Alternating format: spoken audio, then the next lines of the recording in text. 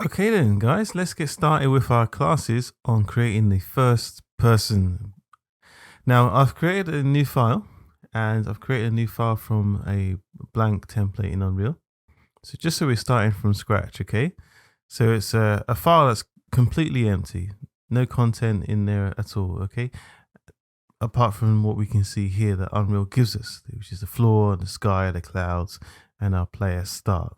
So this is how it came in, and that's what we get with our blank file. So I've created a folder here, and it's called course files, and I've created a map as well, which is saved as main map, and this is going to be our map that we use. So we've created all of these things here. Also created a blueprints folder as well, so that we can save our blueprints, especially the first person one that we're making, right? Okay, so first of all, before creating our first person character, I'm already here in our blank file. I've only created the folders. If I push play, you can see that there's a camera, isn't there? Some form of navigation as well. So it pops up at the position where the player starts. And I have the control as well. I can push W, S, and D on the keyboard, and I'm moving my mouse as well, so I can move about like that. Okay, so all those things are already set up. So there are some preset controls and camera settings. So where does that come from? Okay, well, it comes from Unreal. It's default settings. So if you don't set anything different, or you don't make any other changes, you should get the same as me. So what do we call these controls?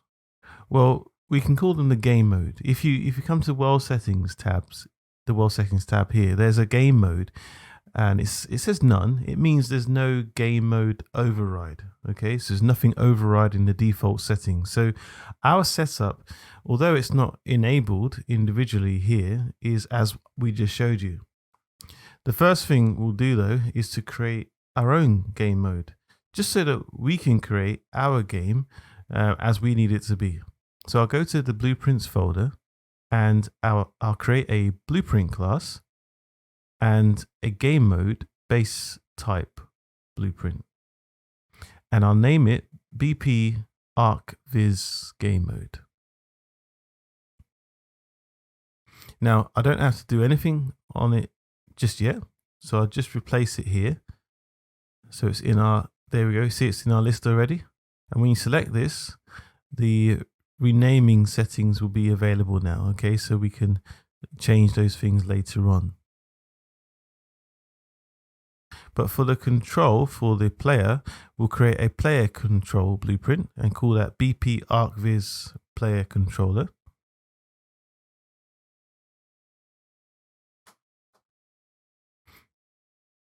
There we go. So, oh, I just made a mistake. Let's type that again. BP ArcViz controller. Let's see, we'll call it that. Okay.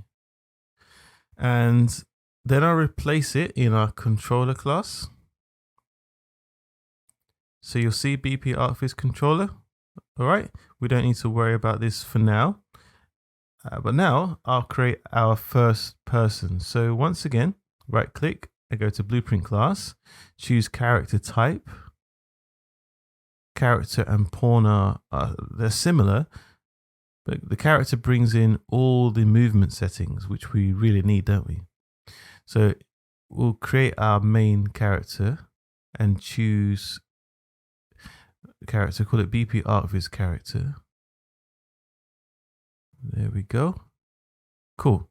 So you can see that for each blueprint, depending on its class, the icons are already added here. So slightly different, but helping us to recognize what's what, okay?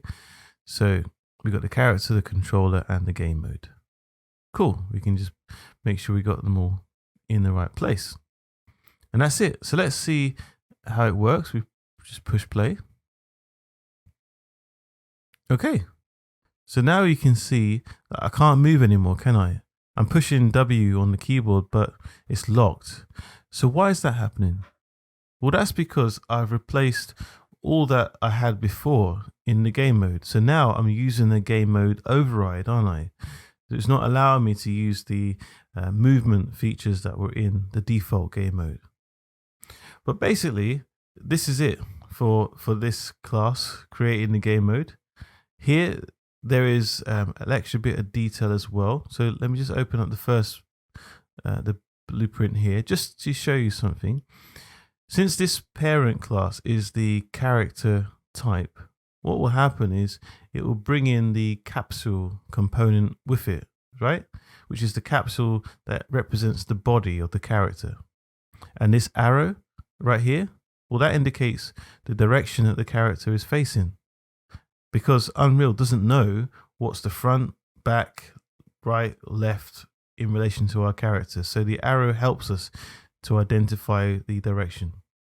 And here there's a mesh, which is a character mesh or skeletal mesh component, in case you have a mesh or a character that you want to drop into there. That's where you put that, just as you used to put in the static mesh in previous blueprints.